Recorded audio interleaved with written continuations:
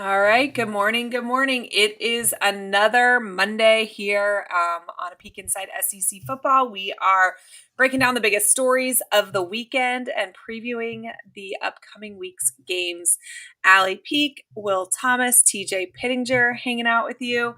Guys, we have a lot to discuss this week. There's never a dull moment in the SEC. And it got this piece of hair that just wants to stick straight up today, guys. It got even more complicated last night because LSU let go of Brian Kelly. So I mean, we'll get into it. There's so many facets to this. Were you guys following throughout the day like I was, where like Hamill was like, discussions are being had, and then there was a tweet that was like, the assistants have been told to leave the facility, which like, yeah, that's never good. And then you've got Brando coming on saying like, it's not going to be Kelly. Kelly's not going to be fired. There probably is going to be a firing, but it's absolutely not going to be Kelly. This was a wild story to watch. Yeah, it really was. I mean, I was keeping up with it throughout the day. And one of my buddies who doesn't have Twitter, I would just like sending him a screenshot of every new Thamel tweet. Like, okay, maybe it's going to happen. It's going to happen in like 10 minutes, dude.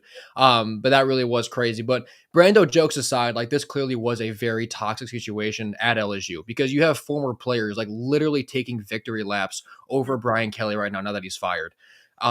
He never Brock's video. Yeah, it was hysterical. That was awesome. But like, it's clear that he just never really fit the culture there. Fake accent to kick off the tenure is never a good sign. But then you had the reports that he was in like a tense discussion with the AD over who to fire and everything. When you're willing to pay that much money to get rid of a guy, you know that the situation is bad. And it wasn't even necessarily the win-loss overall, because this year they still would have won 7 or 8 games. But I think just the culture fit for Brian Kelly at LSU was not good. And if you're in Baton Rouge, I would pull your kids out of the sports league, because if they break their legs, that hospital is not going to be able to help them for the next 2 or 3 months. 34-14, I believe, was his record that he was fired at. Just for context for Gator fans, Dan Mullen was fired at 34-15. TJ, I think when this hire was made, we didn't do this show, but you and I did shows together at that point. And one of the things we talked about was that it is a weird culture fit. And I think that is something that's not necessarily a measurable, but it's so important when you're making a hire. But I'm not sure that there's any place in the country where it's more important to be a culture fit than LSU. Yeah, I saw somebody tweet this, and I don't remember who it was, but there are very few programs, like if we remove our bias, because I'm going to say this and Allie's going to disagree, I can already tell. But I think the idea of committing to a program is almost dead in college football. Go on. I just think people commit to coaches at this point, and they don't commit like people. There are some, but for the large majority, like people aren't growing up lifelong fans of a program. Now you have your legacies, and there are certainly exceptions to every rule. But I think with the advent of NIL, with how relationship based this thing is, with recruiting being pretty national now, where it used to be very, very regional, I don't think that people will commit.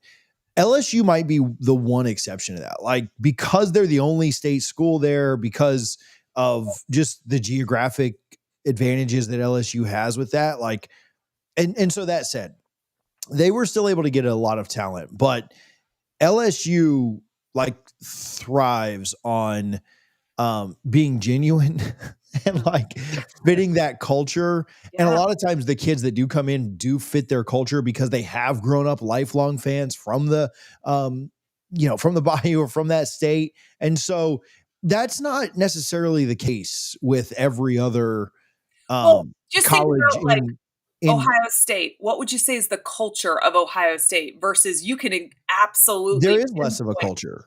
Right. Yeah. And that's the same everywhere. Like there's not a specific like Tallahassee culture or Gainesville culture. Like they're pulling kids from all over the state. Notre Dame. Louisiana very much feels like that. I think Notre Dame has a culture that's very specific that you kind of fit. Yeah, so does Stanford. But there's a few places where there's a culture, but I don't know that there's anywhere that has as unique a culture as LSU. And therefore you can tell if somebody sticks out, and Brian Kelly stuck out like a sore thumb from the absolute jump. That very first basketball game where he was introduced and he, use that Southern accent. And we were all like, what is going on? He's from the Northeast. This is the craziest thing we've ever watched. But like, I think you could tell from the jump, he didn't get the culture. The culture's not a Cajun accent. It's a way of life. And I think that was always lost on him, which means this probably wasn't going to work from the jump.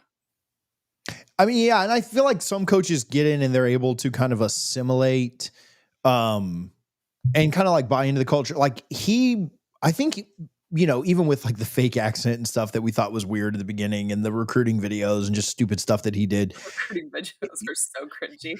You have to nobody's asking you to change who you are as like a person, right? Like Brian Kelly could have been like a Northeastern guy that, made it work. But I think with that, you have to bring people in on your staff, or you have to like really lean on the culture. And it felt like Brian Kelly wanted to come in and do things his way and not be, again, nobody's asking you to change who you are, because we all thought the videos at the beginning were cringy and the accent and stuff like that. But at the end of the day, like you've got to be more true to that culture, because if you are, they'll forgive you more, right? Like they'll put up with more crap. And so it felt very transactional. And if they don't like you as a person, I mean, ultimately winning and losing is all that matters anyway. Like, sure. I think FSU fans genuinely like Mike Norvell as a person, but even with that, like you've got to win or lose games. But if they don't even like you as a person, you get so much less rope. Mm-hmm. Like they're like, okay, I think Florida fans, I'll ask you guys. I think as a person, Florida fans like Billy Napier, like thought he was a pretty good guy that did a lot of things well. Sure. But I don't even think LSU fans liked him as a person, like ever. And so that's why I was like, all right, dude, they've won a lot of games. Like this isn't a Billy Napier situation where he was under 500. They've won a ton. Now they're terrible against the top 25 and the top 10 and stuff. Like they're bad in big games, but they've won a ton, but they hate him as a person. And that if he would have been as liked as Napier was at LSU, like he'd still be there, but they hated him. Yeah. I mean, and this is obviously a gamble. But you know what I think his single biggest mistake was? The very first person he fired when he came in was Tommy Moffitt, who was LSU's longtime strength coach. He was there, at least under O and Les Miles national championships. I would have to check to see if he was there under Saban's. And I am not the person that tells you have to retain certain members of an old staff for continuity or anything like that. But you already had probably the best or top 3 strength coaches in the country on your staff who wanted to be at LSU. It was the first person he let go. You want to know where he's the strength and conditioning coach now? Texas A&M. And I think that we have seen the resurgence of Texas A&M's ability to bully people in the last couple of years. And that absolutely comes from employing Tommy Moffitt. And, honestly, I look back, I think that was Billy Napier's first fatal flaw, truly, was his hire at strength coach. I'm not even convinced his second hire at strength coach was actually really good. But when he came in, Nick Savage was the strength coach for the University of Florida. Players went into Napier's office and begged to keep Savage. That's the only person on staff that players actively went in and said, if you retain anybody, make it Nick Savage. You want to know where Savage is the strength coach right now? Ole Miss. There is. Maybe he'll come back. I mean, truly, if we get Lane Kiffin, I guarantee you Savage will be coming with them.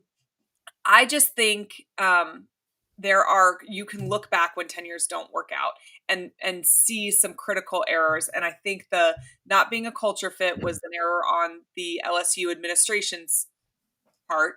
And I think the strength and conditioning decision was a horrible one.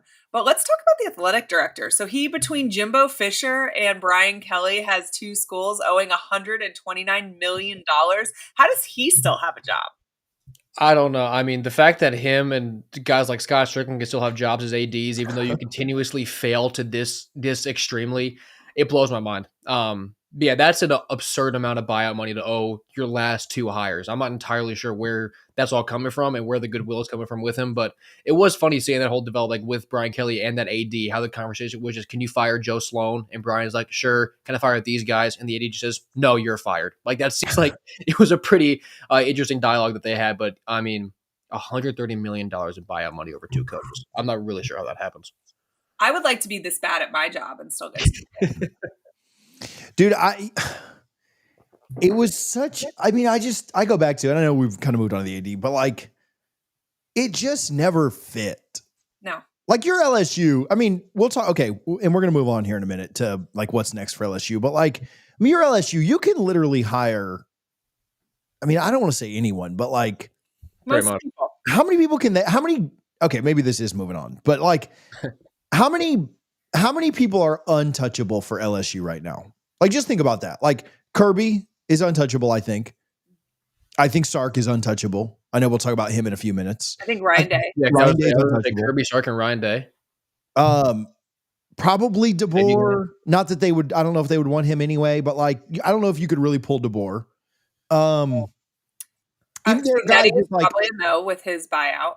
Who? Signetti's probably a no now with his new contract. Mm-hmm. Probably, yeah. But again, but that would be one that I don't even know if like would they entertain. I don't think it would be a culture fit, but yeah, kind of the same thing. If we're talking about ones that are a no, Lanning is probably up there. His buyout's insane too. You know, his buyout's not even like it's not even disclosed anywhere. But they gave him so much money. I've heard it's just absurd. Not any specific numbers, but like there might be like 5 coaches in college football, and there are other guys too that I think wouldn't leave their alma mater. Like we talk about like Jeff Brom or Brent Key or Kenny Dillingham that like, I don't think they're untouchable, but would they leave, you know, for certain jobs that are kind of like their dream jobs? Outside of that, I think there's like 5 coaches LSU can't get. And that was the same back then too. Like you think about when he was hired, they could have literally hired anyone. And at that point, Lane Kiffin wasn't untouchable and Kurt Signetti wasn't untouchable. And, I mean, you know, Sark and Kirby and DeBoer wasn't untouchable because he was of where he was. Like there were like 2 coaches that were untouchable at that moment. And they went and got Brian Kelly. Like, what are you doing, man?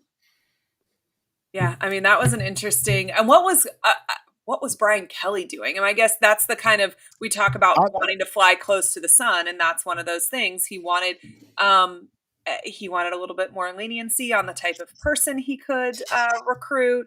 He wanted a little more. I think it's half that, and it's half these coaches know. Somebody described it this way to me. It was so Newberg described it this way. Josh Newberg at On3 talked about this when Mike had gone 3 wins to 5 wins, and then it was 2022, and he was saying coaches sometimes need to reset their shot clock. Like the clock is winding down. A basketball analogy, obviously, and they just need to reset that shot clock. And so what he was saying was in 2022, Florida State needed to win like 8+ games to kind of reset Mike's shot clock because it is winding down. You can't have 3 straight losing seasons to open up a tenure. And Florida State did that. They won 10 games, whatever. I think it's the same thing with Brian Kelly. I think he knew that the people up there were kind of tired of always the bridesmaid, never the bride situation. Yeah. And so they traded that for the same thing, but younger. Say what? I said, so they traded it for the same thing, just younger. I mean, maybe.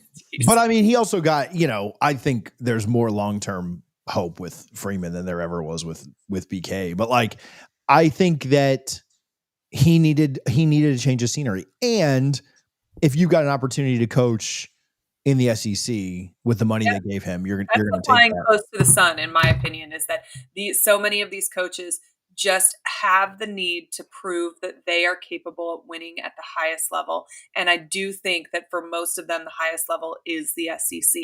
And it's a handful of programs within the SEC. It's not just getting to the SEC, because I don't think this is the same thing for Vanderbilt. This is part of why I think Lane Kiffin will make the jump to Florida, because I think it's the same thing. It's just not the same level of opportunity. There is a ceiling. And I'd like to hear Will's take on that too, because Allie's too much of a homer on this. If there was a program, there's a couple of programs where I don't know that people would jump just because it's the SEC. And I might throw like Ohio State and Notre Dame in that mix. Like, I don't think somebody's leaving Ohio State just to get to the ACC. And probably like the same with maybe Notre Dame, maybe Michigan. Like, I do think there are a couple of programs that exist outside of that. I think there are. I mean, I think you named it. I think Ohio State. Michigan, I think, is kind of close. I think that could be used, based on the guy, you could see a jump. I think Notre Dame, I mean, we saw Kelly do it. Freeman might do it. That one's a little close. I think that overall there's like maybe 2 or 3. I'll put Oregon up there. I think Lanning's happy he moved to Oregon. I think Clemson is there, even though they suck now. But there's definitely only a few schools, and like even within the SEC, like I talked about, like I think job wise, like there's Florida, LSU, Georgia, Tennessee, Bama, and then maybe the rest. Like there's clearly still like a higher level of job even within the conference. Like we'll see. Like now that LSU is open, I think that Lane Kiffin, there's now a 0% chance that he stays at Ole Miss. I thought there was a chance when it was just Florida in play. I think LSU is going to take a shot at him. I still would lean Florida over LSU for that job, but I mean, there's just that higher degree of coaching job. And now even with these days, like obviously these guys are like type A competitors where they want to go prove that they can do it at the highest level. Even if you don't and this job is available to you, you know that if you suck, they're going to give you $60 million to go home and hang out with your wife. Like, so even if like there's still that risk of losing your job and you don't want to fail. But I mean, there's going to one of these bigger jobs, like you know the check is there, you know the opportunity is there. You just have to go be who you think you are. I think this is a good opportunity to transition and talk about Lane Kiffin. I do think LSU will get in the mix for him. I have some interesting thoughts on this. I don't honestly think that it moves the needle for him necessarily in terms of like he wants to go there. It moves the needle in terms of negotiation power. Yeah. Absolutely. But ironically, even though I don't really think it moves the needle for him, I do think he'd be a culture fit there. He reminds me a lot of a Les Miles, a Nick Saban, not necessarily Coach O. He was a little bit wacky, but the sarcastic, hard-nosed competitor who embraces the craziness of the fan base. Ironically, everything that Florida is looking for in a coach as well. But I do think Lane would fit at LSU well. I just think if I would feel differently if Ole Miss was his alma mater, I think. And that's how we look at some of these guys like Brom and Dillingham a little bit differently, that even though those programs are maybe a step below where we see Florida or LSU, you're not getting your alma mater back if you choose to leave them. So that is a heavier decision, in my opinion. If you originally felt like the top of your mountain was coaching at your alma mater, you think twice before leaving your alma mater because that dream is then gone once you leave. That's not Ole Miss for Lane Kiffin. I think Ole Miss was perfect for Lane Kiffin at that period of his life, and it has helped him become a better coach and arguably probably a better person. At least that's what he, has preached to all of us. But I don't think it's the same as trying to get Dillingham to leave Arizona State or trying to get Brom to leave Louisville. But he's got some decisions to make. Ole Miss will be willing to match dollar for dollar whatever anybody else is and just figure it out on the back end, in my opinion. So you got to take money out of it. So then what are the next things that, you take into consideration? I mean, I think the fact that Florida and LSU are way bigger programs, have a better recruiting ground, have a more realistic chance to win a national championship. Now, the landscape has changed, and we talked about this a couple of weeks ago. Like, I don't know that historical significance means as much as it did 15 years ago, but it still means something, and it still means quite a bit. I don't know. I would have put it at like 60-40 he leaves like a week ago. I'd put it at like, I don't know, 85-15, 90-10. Like I would, it wouldn't, like, crazier things have happened than him staying at Ole Miss. But like, I think Florida's and you guys might disagree with this. Again, we all kind of like have our biases and allegiances. I think Florida is undoubtedly a top 10 job in college football. I think LSU is like a top 3 job in college football. Like and to have both of those options, to have what's your reasoning with LSU being a top 3? I just think that the fact that they are a major university with no other major public schools in the or major universities in the state, I think is huge. They're also, we talk about how good Florida's recruiting ground is. LSU's is still really, really good, and they share a border with both Texas and Florida, so they're able to pull from both of those pretty well, and Alabama and Georgia. Like, they're very well located there. And but again, I thought recruiting was national now. It certainly is. But again, like we talked about, LSU is, I think, where I think kids stay. I mean, look at the rates of like top 300 player, like your blue chips. Look at the rates of LSU players going out of state, and then look at the rates of Florida's players going, like Well, to be not fair, the though, Gators. the number of, which I'd had it pulled up earlier, the number of blue chips in the state of Florida versus in the Is state of Louisiana is about 7 times. it's So it's absolutely more, but you also have 3 major programs you pulling do, but from if this it's state. 7 times more in Florida than they are in Louisiana, does it really matter that there's 3 programs fighting for it I mathematically? think when you look at a percentage base, again, there are more of them, but even if you don't do it by just total numbers and you look at a percentage of the kids that stay, I Yeah. think when there are blue chip guys in the state of Louisiana that LSU wants, I mean, I wish I would have looked up the specific number, but like it would shock me if it's less than 80% that they get. You know what I'm saying? If there's a guy they want, whereas if there's a blue chip guy in the state of Florida, you're fighting with 3 schools there, but then you're also fighting with like Clemson and Ohio State and Alabama and Georgia and Texas for those kids too. And so, yeah, I mean, I do think that regionality does matter with LSU recruiting. I also think recent success is up there. Like, again, I talked about how I think that matters less, but like LSU has won 2 titles is it 2 since Florida's last one? Yeah, 2020, and then they would have won it in like 2020. Yeah, not 2019. Yeah, so the 2020 yeah. championship. So, I mean, I think that matters too. As far as like resources, NIL facilities, I think from that perspective, they're pretty similar. I don't think that I'd put either one of them way ahead of the other. They both have obviously crap shows right now going on at AD. So I think that's important. But yeah, I think I'd put LSU ahead. In 2024, LSU had a class where 9 of 15 commits were blue chips from the state of Louisiana, which is 60%. ChatGPT is having a harder time calculating the Florida schools for me. The state of Florida produced 59 blue chips in the 2023 cycle, is what this says. Louisiana produced 15. So just on that recruiting point, though, like TJ kind of brought it up, like when you're recruiting Florida now, because of where those programs have been for the past few years, now all of a sudden that's Bama, Clemson, Ohio State, Georgia. They're all coming into that state too. And the other thing, IMG kids are not Florida kids, in my opinion. Yeah. So you get kids who are rated as Florida players just because they're at IMG. Some of them are from Florida, but a lot of those guys are coming from other places. So that number can also skew. And then you'll see, an IMG kid go up to USC, like, what the hell's going on? He's from California.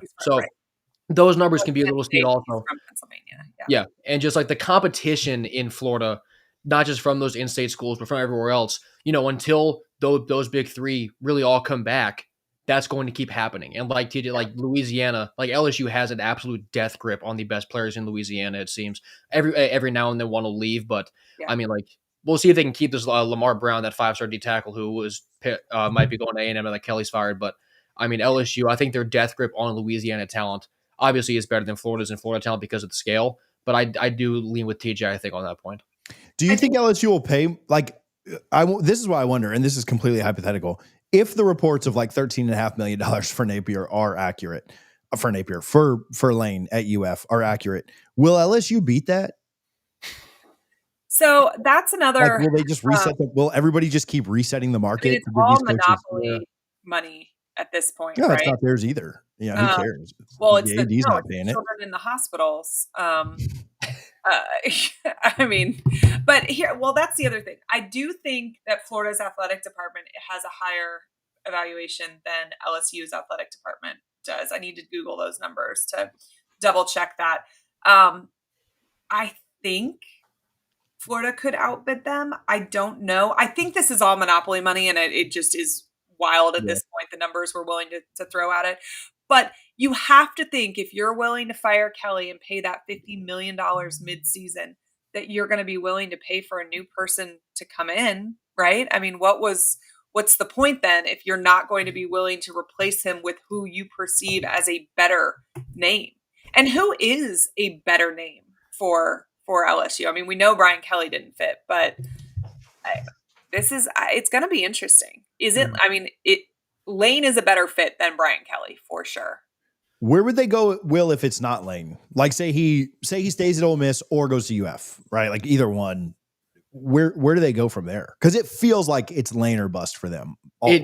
It does. I think John Summerall's in play. I think Lincoln Riley is in play. The guy that I have on my list is Joe Brady because he's the OC at the Bills now, but he was the play caller for LSU when they won the championship. And he's probably a guy you're not going to have to pay $14 million a year for. Like, he's a big name. And I'm not breaking any ground by putting his name out there as a head coaching job, but I don't think that these other big jobs are going to be going after him, at least at first. So can you go back to your guy and say, like, this is what we can offer you? So I think Joe Brady would be an awesome hire for him. That is probably, I mean, he won't be the same bill as Kiffin. That's for sure. And I don't think he'll be the same bill as a guy like, like a Matt Rule if he's leaving or a Marcus Freeman if he's leaving. I think Joe Brady's probably a big name to watch for LSU because that he understands the school. He understands the culture. He knows what wins there. He saw the greatest college football team, in my opinion, of all time win a championship there. Like, he knows. So I think Joe Brady's a big name to watch for LSU. I think the interesting thing about all of this too is the timing of when Lane Kiffin could potentially become. This is a great point. Yeah. Looked up when the playoff games take place last night, and the first round of the playoffs are December 19th and 20th. That is late to be making a hire. The transfer portal opens the beginning of January, whether or not you've made a hire. And if you're going to be waiting until that point, you have to be pretty confident that you're getting your guy, right? It's a gamble. And you look right now. So this is interesting too, because where Ole Miss, I know Allie, I know you've talked about this a lot. We've talked about this a little bit too, off air and on air. But right now, LSU is ranked 7th. The first college football playoff rankings come out in tomorrow night. Yeah, Tuesday night. Is ranked 7th. Ole Miss, yeah, sorry. And Ole Miss's schedule to finish this thing out is, I don't want to say it's a cakewalk, but it's not very tough. Like, they have the best odds to make the playoffs right now, I'm pretty sure. Yeah, and their odds to make the SEC championship are terrible. So they're probably not taking another loss, right? They play Florida. They do play Mississippi State on the road. Who's their one other? They've got a cupcake game. They got Carolina. They play Carolina at home too. They don't even have to go to Williams-Brice. Yeah. They're probably going to finish 11-1 and probably not make the SEC championship. And so if that happens, do they get a bye? And if they get a bye, does that almost eliminate them from?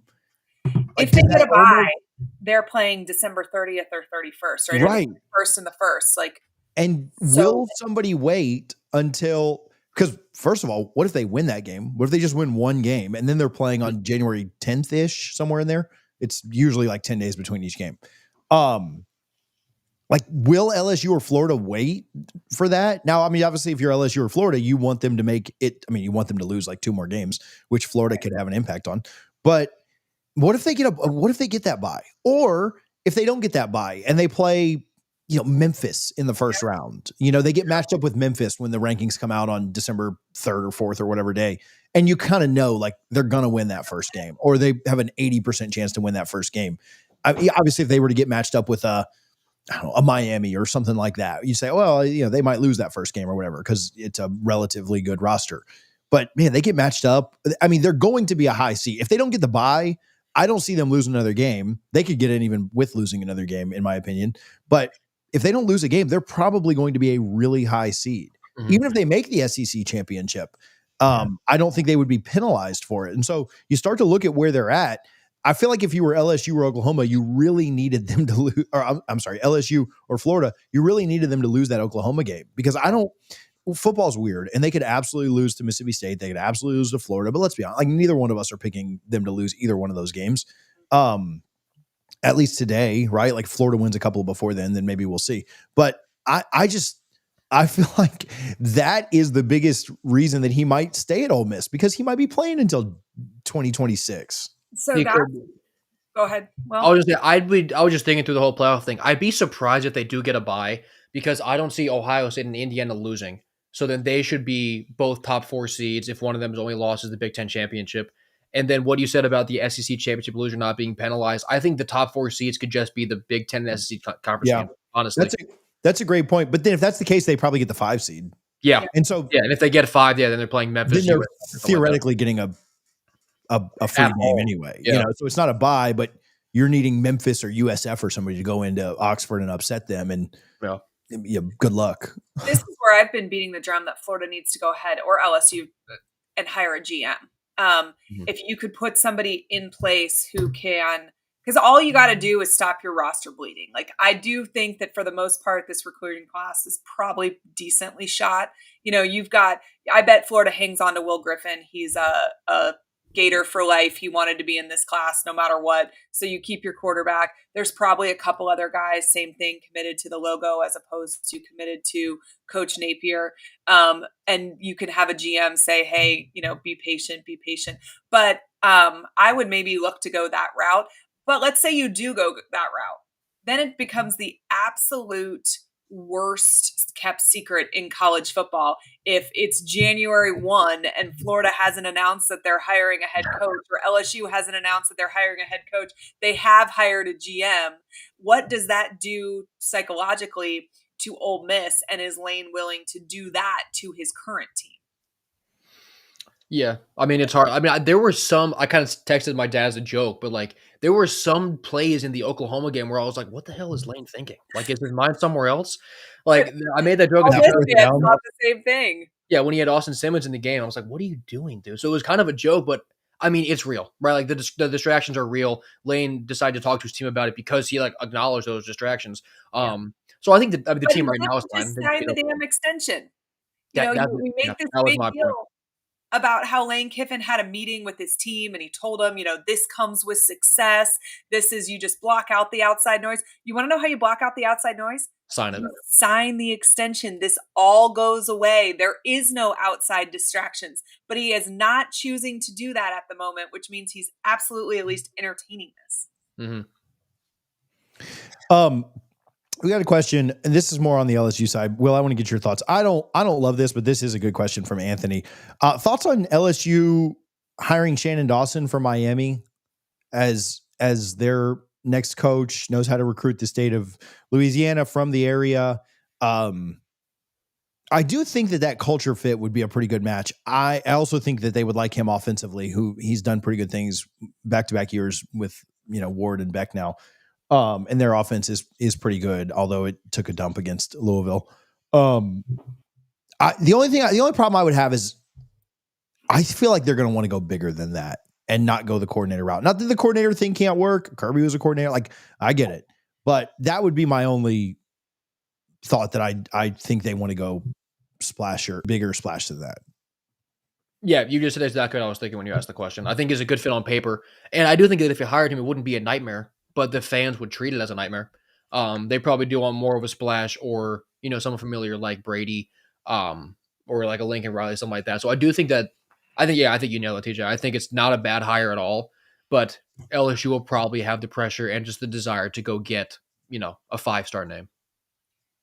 Is that a name that they then save if they get told no a couple times, though? Maybe, Probably. If they miss, yeah, maybe. Would you rather go? Would you go him or Summerall?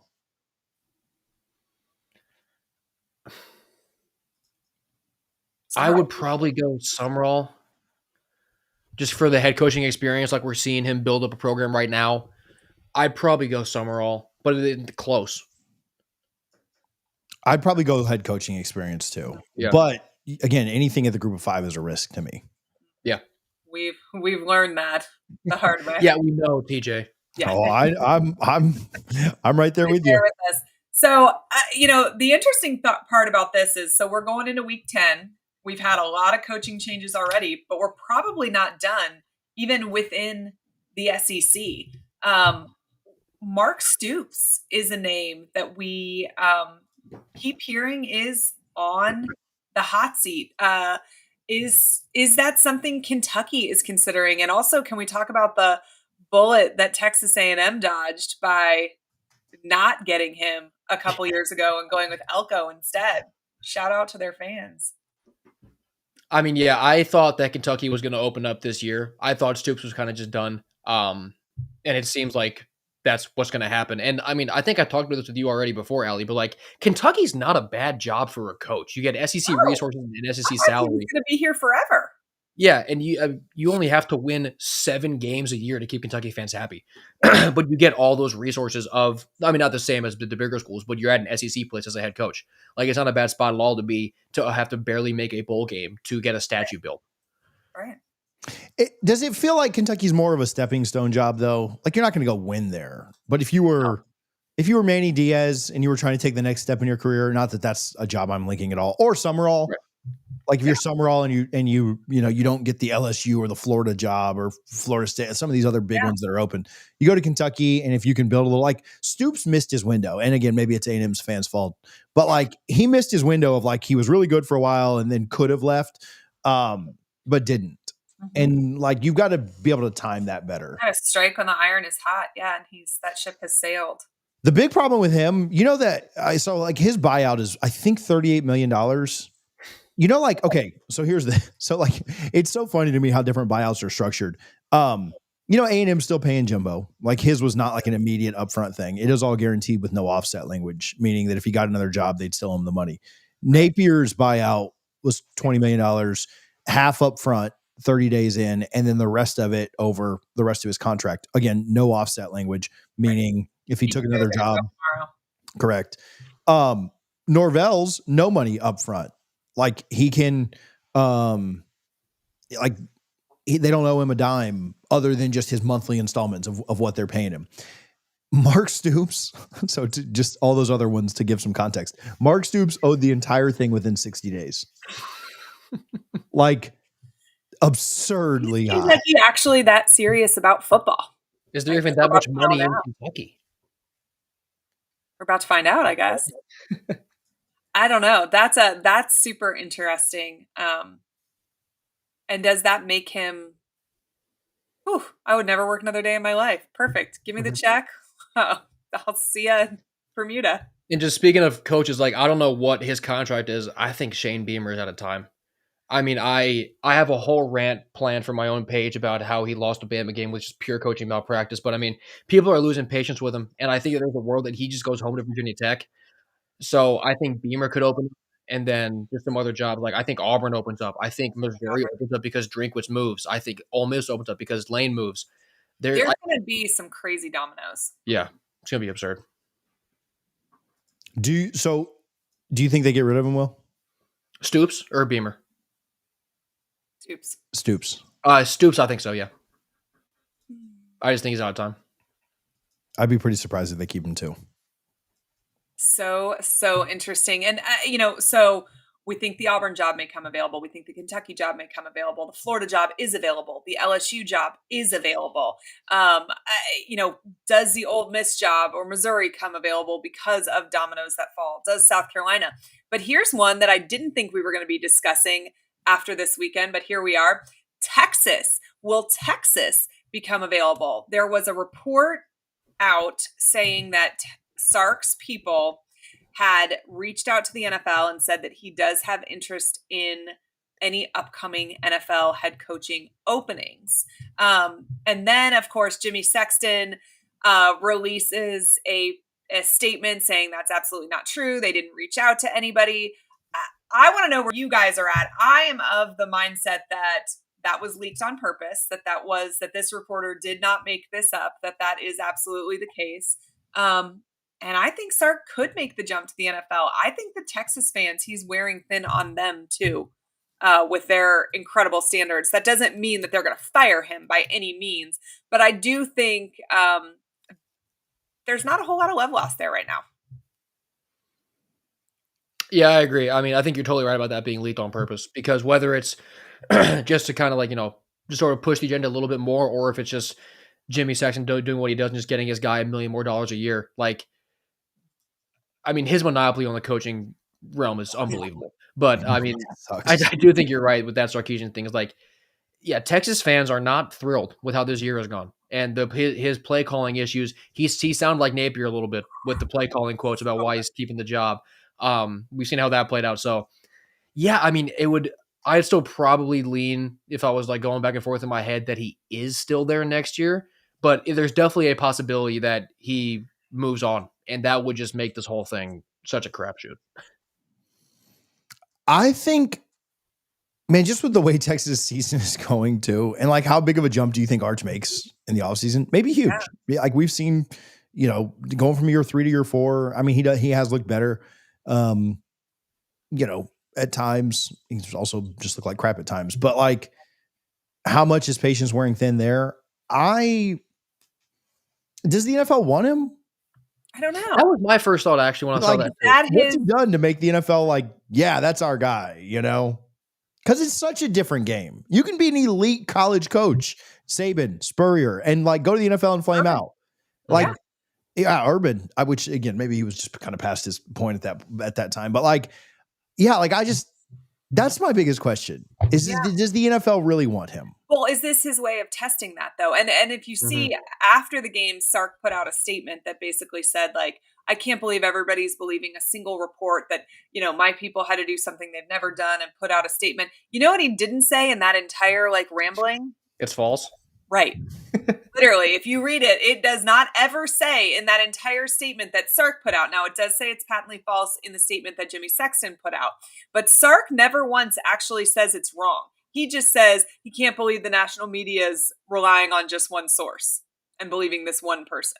But I don't know that the NFL wants him, but I also wonder if this is his way of finding that out. Mm-hmm.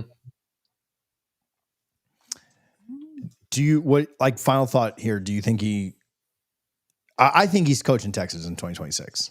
So do I think. I do too. I think so. He might be doing it with a brand spanking new contract though. He's like, shit, Lane's about to get $13.5 million. I need to be the highest paid coach. I don't know if Texas is going to feel like extending him after this year. Yeah, I mean, we don't have time to talk about this game today, but they're only a 2.5 point favorite against Vandy this week. Like, I am on the Vandy train. I'm thinking about getting a Vandy polo. I spent 2 days in Nashville. I saw Will up there last week, Allie. But I'm thinking about getting a Vandy polo just to drown my sorrows in that, because Liberty and FSU suck. I mean, I'm here on the Vandy train at the moment. This has been a very amusing season to watch, and there's just so much more parity. Clark Lee's a name, honestly, that if people were smart, they would be considering, because what he has done at Vanderbilt, what he has built there is incredibly impressive, and I do believe would translate at a bigger SEC program. Yeah, I don't know why his name hasn't been brought up. Emotionally, I don't want him to leave Vanderbilt, because just like I have ties to that school and I want to see him keep winning. But also, like we said with like Brom, like that guy bleeds Vanderbilt. He went there, he played there. He's going to be incredibly hard to get out of Nashville because of everything that you've heard him say about building this program, what he thinks he can do, how much he loves the school. You're totally right that his name should be brought up, and I think that he could succeed at a bigger program. He's probably the guy that I feel the most strongly, though, honestly, at this point. He's not going to leave. That's great for Vanderbilt. I mean, that is I saw somebody tweet something the other day that was like, can Vanderbilt afford to compete with us NIL-wise? And it was a Georgia fan. And I can't remember what the exact number is, but the Vanderbilt fan retweeted and was like, we have a $10 billion endowment. We can buy the entire state of Georgia if we want to. Yeah, the misnomer that Vandy doesn't have money is hilarious to me. They get the same. Now, do they have the same level of booster support and ticket sales and stuff like that? But they get the same payout from the SEC that everybody else does from ESPN, from the conference. And so it's what their investment level is. It's not whether or not they have the money. It's whether or not they want to put it towards athletics. But they have the money if they want to spend it. And is all they needed just a proof of concept to all of a sudden get that athletic money. I mean, now, no one had any reason to give $1 million to Vanderbilt when they were going 3-9 every year. But now all of a sudden you have a proof of concept, like we can get game day here, win it, national stage for the university. I wonder if this is kind of all it takes to start getting a little more investment. Yeah, definitely interesting. Well, it is the best weekend of the year for us Gator fans. It is Florida. To be determined on that. Well, to be determined. It's weekends of the year. World's largest outdoor cocktail party. It's Florida, Georgia.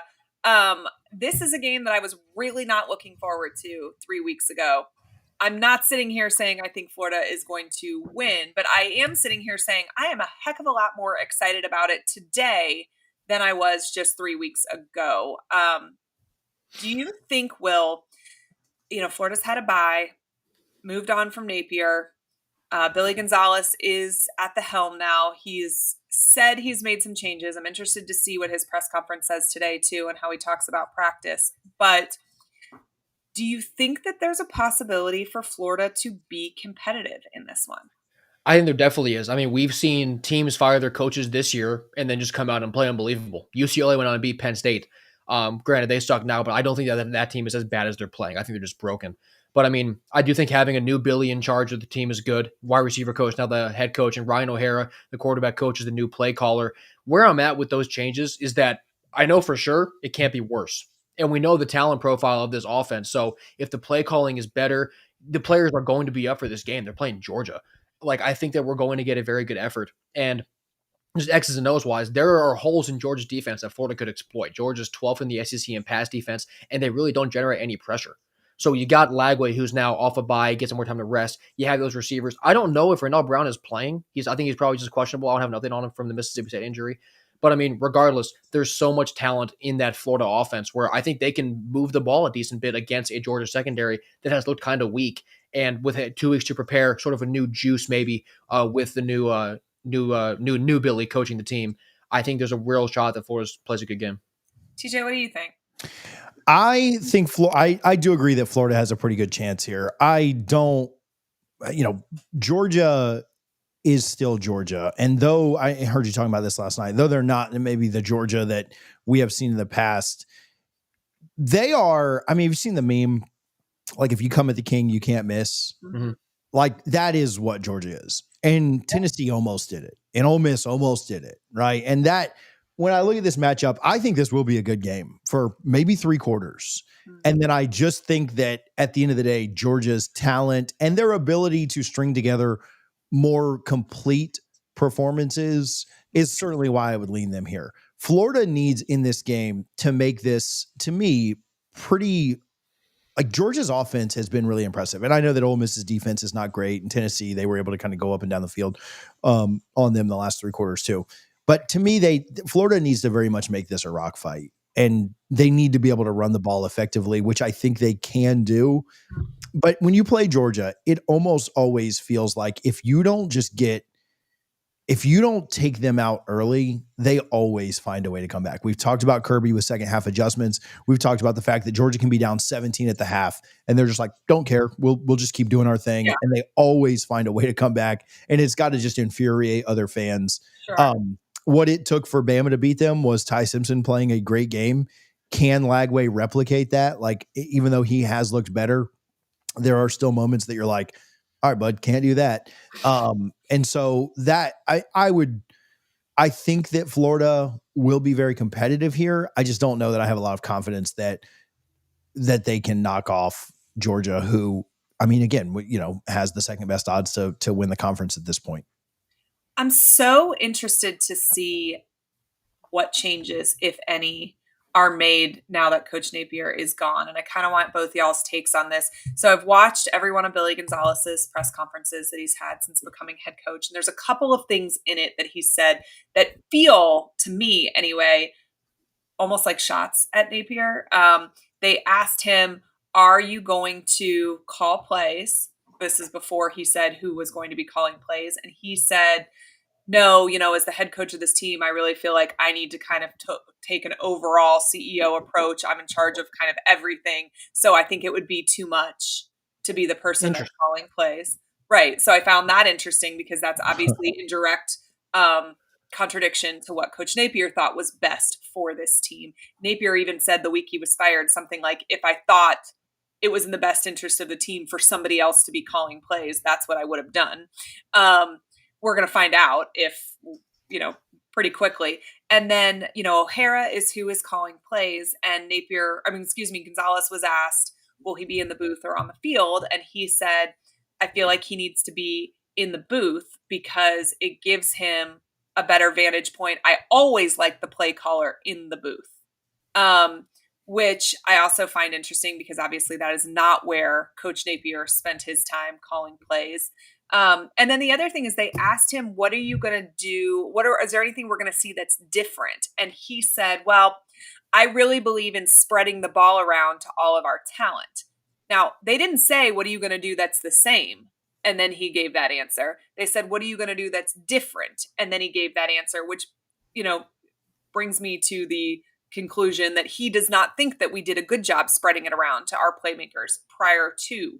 So are those changes we're going to be able to see a visible difference on against Georgia? Or is that something that even though those changes are made, you're midway through the season and, it's hard to have too different of an outcome?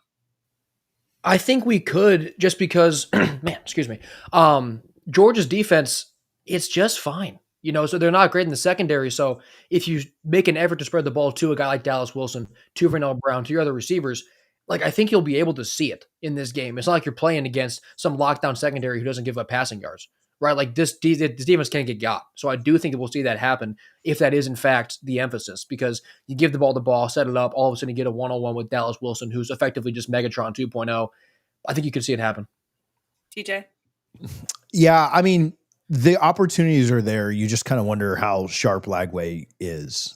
And he's had ups and downs, and we've talked about that. But, that's the biggest question to me. But you look at the way Ole Miss, for 3 quarters, did whatever they wanted. And obviously Lane is really good, and Chambliss has been better this year than Lagway. There are advantages that Ole Miss has to be able to do that. But Tennessee did that. Alabama did that. And so, yeah, I think there are opportunities there. It just, a lot of it falls on the quarterback. The offensive line has played better at times. And then at times this year, the offensive line has looked like complete dog crap. And so how much time do you give him? How comfortable is he? He should be the freshest he's been all year coming off the bye week. Conversely, Georgia had a bye week last week too. So some of that gets negated, I think, a little bit. But I think the opportunities are there. I don't know. It feels a little daunting. I think they will come out and play really, really well in the first half. They might even go to lead with a half. It's, can you sustain that for 4 quarters? Is there any sort of advantage to having no flipping clue what's going to get called? Yeah. Yeah, definitely. Because, this is a broader scale, but if you look in the pros, you'll see a rookie quarterback do good, sophomore slump because there's tape on him. I think that can happen with this offense too. There's no tape on a Ryan O'Hara called offense. There's just not. So if they're able to surprise them, hit him with a few shock plays in the first half, that could be 2 touchdowns that you get because Georgia just didn't know what was coming. So I think that's definitely a factor. Yeah. As much as I will say this too, I feel like the ultimate contrarian here.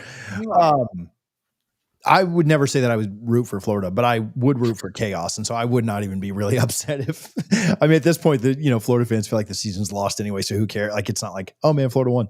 It would be kind of hilarious if Georgia lost this game. But as bad as Napier was, I think Florida fans have this idea that it can't get any worse. We really have no idea. O'Hara could suck too.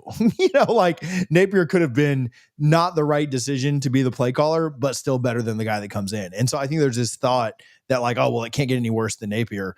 It truly could. This guy, they could come out and run 3 trick plays or something in the first half that you're just like, oh, well, all of that sucked. And things could get away too. So, but Will's right. It is such a wild card. It is such a question mark that, man, if some of the stuff they come out and try to run really hits, then great. I do think that Billy Gonzalez being the, interim head coach, I think they will lean a little more on trying to get the ball to playmakers. But is that really what you want? Is that what you want with maybe the best running back or top 3 running back in the SEC back there in the backfield that guys just bounce off of because he's so big and physical? So I don't know. That's an interesting thought. Does the play calling look better, or in the ultimate nightmare scenario, which again doesn't matter with 5 games left, but in the ultimate nightmare scenario, does it look worse with O'Hara? We'll find out at 3:30 on Saturday, I guess. All right, TJ, if Florida wins, what went right? Not allowed to say everything. They got up. They were able to. Again, I've said this a couple of times, so I'm sorry to be repetitive. They were able to sustain.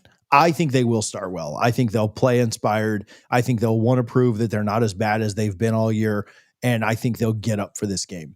That's got to last 4 quarters. Everybody gets up for the first quarter, the first half, the first 3 quarters against Georgia. everyone play. Like, you think about that game that Clemson played against them. Will and I were talking about an old Clemson Georgia game this week. Clemson, wasn't it like 3-3 or 7-3 at the half or something? And then Georgia beat them like 33-7 or something to open that season. Everyone gets up for Georgia and Alabama and Ohio State and all these big teams in the first half. Florida's got to sustain that for 4 quarters. And I think that's tough against any kind of Kirby Smart team. But to me, it's about sustaining the level of not just effort, because I think that'll be there, but effectiveness, like how efficient you truly are. And that's, I mean, we saw Ole Miss do it for 3 quarters. We saw Tennessee do it for most of the game, but they've got to be able to sustain it. And that's the biggest concern against Georgia always. Will, what's going to be the difference in this one? I think you'll look at Florida's offensive line versus Georgia's D-line, because Georgia, like I said, they haven't been able to generate a lot of pressure, but Florida's offensive line at times has left a lot to be desired. So if this is the game where Georgia's able to break through and get some pressure on Lagway, like that could be a total crowbar in the bike spokes. Like it could totally throw off every game, part of the game plan for the new staff for Florida. And that would obviously impact the game to the point where it's probably over, right? Because we saw, Florida last year, they competed well for the first half. Lagway went down, and then they still competed and almost won that game. But if little things going wrong, you can't have that when you're trying to pull an upset like that. So I think the biggest matchup is Florida's O-line versus Georgia's D-line. But, Florida does need to really play mistake-free ball and just stay sharp if they want to win this game. Could we please have the correct number of men on special teams? By the way, Billy Gonzalez did help coach special teams with Urban Meyer when he was at Florida. So I do have some hope. I'm pretty sure he coached him at LSU too. The line on this game is Georgia by 7.5. TJ, what do you got? I think this is not like super high scoring, but I do think that Georgia's offense has been really good. And I think they find a way to get into the 30s. So I think Florida's able to keep it competitive. I like Georgia to pull away late. 30, we'll go with a weird score, 33-21. All right, Will, what you got? Actually, I'll say 24. I'll say Smack gets a field goal. 33-24. Sorry. For me, rivalries get weird, and I do think we get an inspired showing out of Florida with the new staff and everything, because the Florida roster is really good. It just needs to come together. And really, we all know why the St. Johns River flows north. So at the end of the day, sucks. At the end of the day, give me Gators 31-27. Biggest win of the year for Florida fans. Something to cheer about for the rest of the season. All right. That's really funny you wrote that. I wrote Florida 35-31, excuse me. And this is such a homer pick, but I'm ready to see some inspired football. I can never bet against my man, Billy Gonzalez. So let's go. When you said I'm ready, I thought about that Michael Scott meme where he says, I'm ready to be hurt again. That's actually what I thought. No doubt about it. No doubt about it. And I feel good about it. All right. Well, this is not the only game happening in the SEC.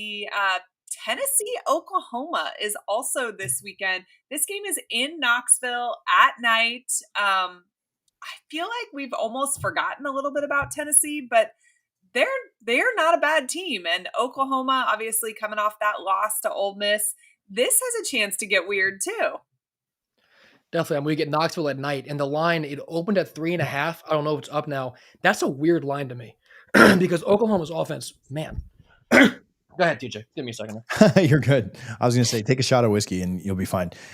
What I think is weird about this one is Oklahoma has played good competition and found themselves on the other side of a couple of games. Tennessee's the same thing, right? Like Oklahoma did have the win against Michigan, which again, really early in the year, I don't know how much you put into that, but Tennessee, I don't think Tennessee's a bad team by any means, but who's their best win against? Yeah. Like they've beaten Syracuse. They've beaten Kentucky this week. They beat Mississippi State. I guess, is the Mississippi State game their best win? They've played down at times. Like they only beat Mississippi State and Arkansas by a score. Kentucky was able to put up 34 points on them. Now there were a ton of possessions in that game, and Tennessee did score over 50. So their offense can get rolling. But I kind of think about Tennessee as like like an Ole Miss light. And Oklahoma was certainly in that game and had a chance. Lane certainly left them in it longer than they should have been around. But I don't know how much success I feel like Tennessee's offense is going to have against this Oklahoma defense. Conversely, Oklahoma's not out of anything yet, but like they're teetering and they're desperate. And if they lose this, they're certainly out. And then they still have a tough schedule down the stretch. So how does Oklahoma respond when they have to go on the road in Neyland after losing, again, not something that's going to end their season, but felt like, well, if you couldn't beat Ole Miss, are you going to win enough down the stretch to matter? So I do think all of those storylines are interesting. I kind of like Oklahoma's defense here, but I don't have a lot of confidence either way in this. Will, is your voice back?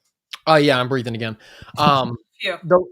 When it opened, the line was just weird to me because I don't understand why going into Neyland, this Oklahoma offense who looks broken. And for their defense, I love their defense. The best offense they played before last week was Michigan. And then they gave up 34 points to Ole Miss this week. So I don't think Oklahoma's defense is fraudulent.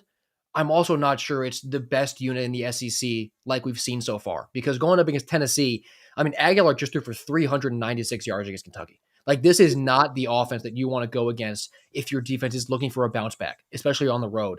So can you stop Tennessee's pass game with pressure? That's really the biggest question. But Tennessee is fourth in the SEC in sacks allowed in the good way. And defensively, Tennessee's defense, they are bad. And a lot of it because of injuries.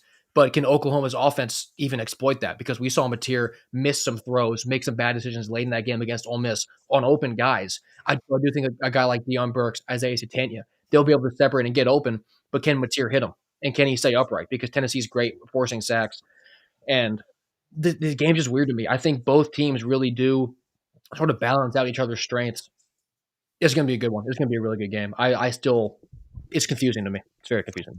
Do you think Tennessee's defense, Will, is better or worse than Ole Miss's? I think it's worse just because of their health right now. I mean, they don't have any real playmakers in the secondary. I mean, Cutter Boley in Kentucky absolutely carved them up. That shouldn't happen to anybody. So I'll say Ole Miss is a little bit better just because Tennessee's not healthy. So I do think Oklahoma got some success there. And what was the guy's name? But Oklahoma finally found a rushing attack last week.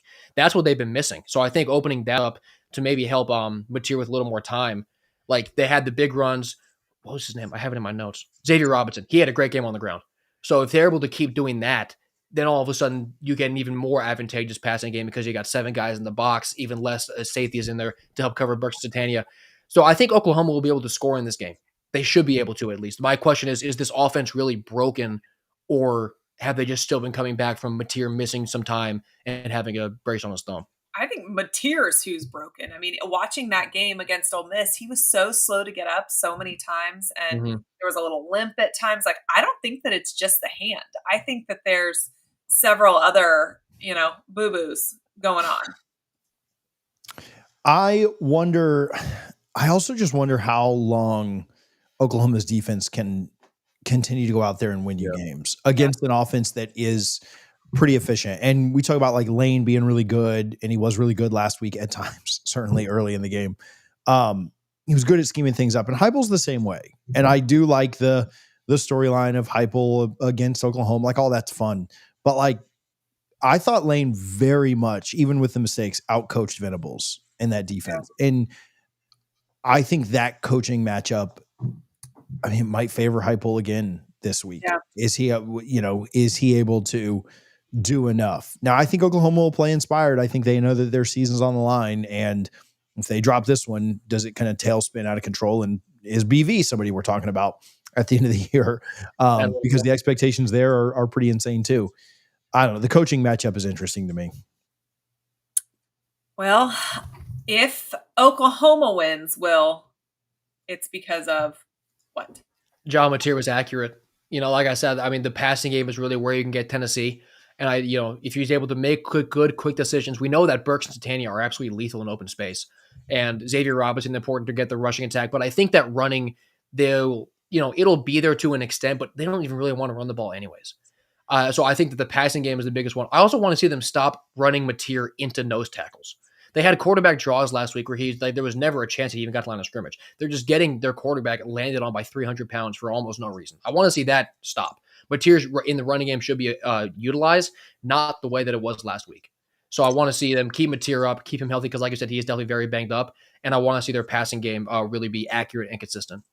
TJ, if Tennessee wins, it's because they did what? Josh Heupel won my last point. Josh Heupel won the the matchup Battle. of scheming things up against this Oklahoma offense.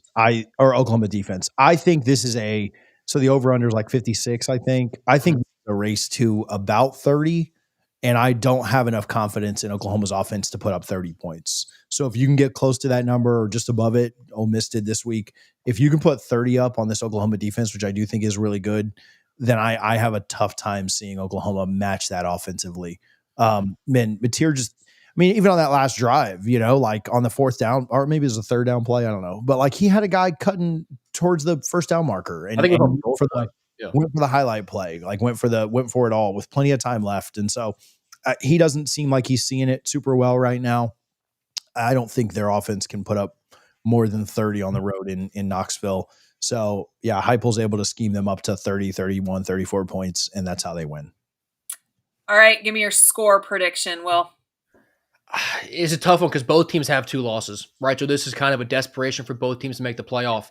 My heart really wants to pick Oklahoma because of how much stock I put in them in the preseason. Love Mateer. I do, but everything in my brain says no. So I'm going to go like Tennessee 34-27. I think their offense is just too good. And Oklahoma will have some success because of how Tennessee's defense is banged up and not performing well. But I'll go Tennessee at the end of the day by about a touchdown. TJ? Yeah, I keep going back and forth. I have very little confidence in this pick, but I'll lean Tennessee because they're at home. I think they hit on a few explosives, and I just wonder about Oklahoma's defense. The other thing, as much love as we give to Oklahoma's defense, which I do think it's good, Stone and those guys are very talented. Their defense has played a bunch of terrible offenses, and so I think their numbers might be a little inflated. In fact, I don't want to misquote this, but if I do, I do. I thought the broadcast said that like Ole Miss was like the first offense they'd played that's not ranked in the 70s or below. Yeah, the best one they had played was Michigan, who I think was like 50 or something. Yeah, so like the offenses they played have been really bad. And so maybe I buy too much in Oklahoma's defense. And so for that reason, I'll lean. I mean, I've seen Tennessee put up points against good teams. They haven't found a way to win, but I do think that Tennessee finds a way to squeak this out. I'll go closer. I'll go 31-27. Shit, that was my score. Okay. Well, there's kids watching this. I know there's kids watching this at 11 a.m. on a family Monday. show. They got their AirPods in class. All right. Well, that was literally my exact score, 31-27. Let's go 31-28 then. We'll cover the spread. Yeah. It is sitting at 3.5 still right now. But all right, guys, lots of good football this weekend. Lots of coaching carousel stuff to watch. I don't think we'll have an answer on any of that for many weeks, but there could be some more job openings after this weekend. So we shall see. Thanks for tuning in, guys. Make sure that you are subscribed. You can see all of our X handles on the bottom of the screen. We'll tell everybody where they can watch your other work when you're not hanging out with us. Yeah, I'm on Tailgate Talk SEC on YouTube, podcast, TikTok, just about all of it. All right. And TJ, you can check him out where? Yeah, College Football Addiction here on YouTube. All of everything is linked down in the description on X for all of us, but go check it out. Go check it out. All right, guys, have a good week. We will see you real soon.